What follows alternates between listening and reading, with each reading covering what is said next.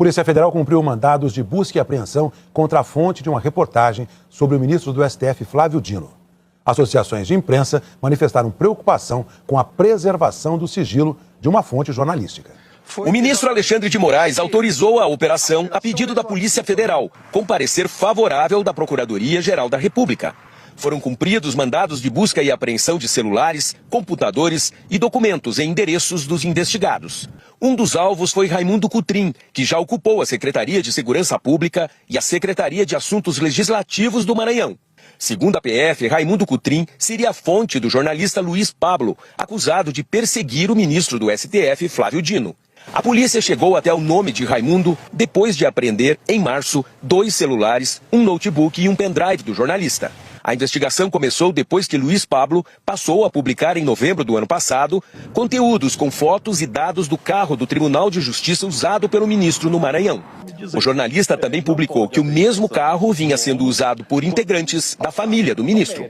De acordo com a Polícia Federal, essas informações foram repassadas por Raimundo Cotrim, que usou o cargo público para conseguir, em sistemas de acesso restrito, informações sensíveis e imagens dos veículos, tudo repassado ao jornalista. O advogado e ex-secretário municipal de Urbanismo e Habitação, Diogo Diniz Lima, também foi alvo das buscas. Os investigadores afirmam que encontraram conversas do jornalista Luiz Pablo com Diogo Diniz Lima.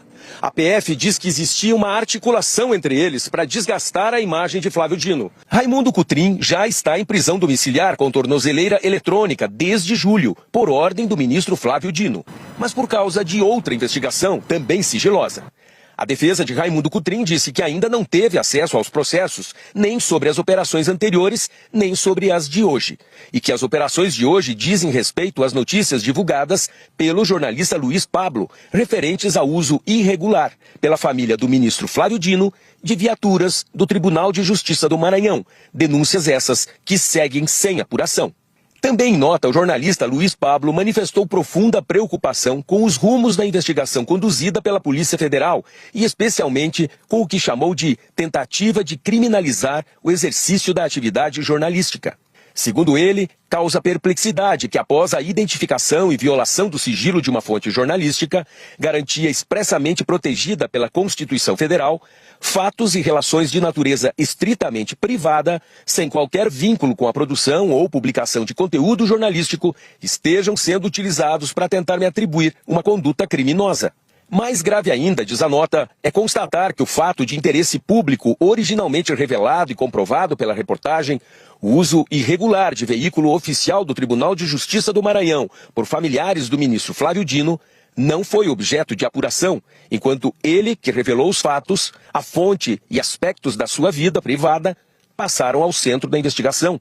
Após a operação de hoje, associações de imprensa manifestaram preocupação com a violação do sigilo da fonte. Em nota conjunta, a Associação Brasileira de Emissoras de Rádio e Televisão, a Associação Nacional de Jornais e a Associação Nacional de Editores de Revistas alertam para o cuidado com o sigilo da fonte jornalística e afirmam que manifestam profunda preocupação com a autorização de busca e apreensão contra Raimundo Cotrim, apontado como fonte do jornalista Luiz Pablo, que publicara em seu blog notícias sobre o suposto uso de automóveis do Tribunal de Justiça do Estado, por familiares do ministro do STF, Flávio Dino.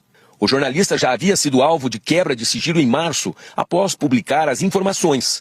A busca e apreensão contra o ex-secretário foi autorizada pelo ministro Alexandre de Moraes, após solicitação da Polícia Federal e endossada pela Procuradoria-Geral da República. Ações judiciais que quebram o sigilo da fonte não têm amparo constitucional e abrem precedentes que ameaçam a liberdade de imprensa, amparada pela Constituição.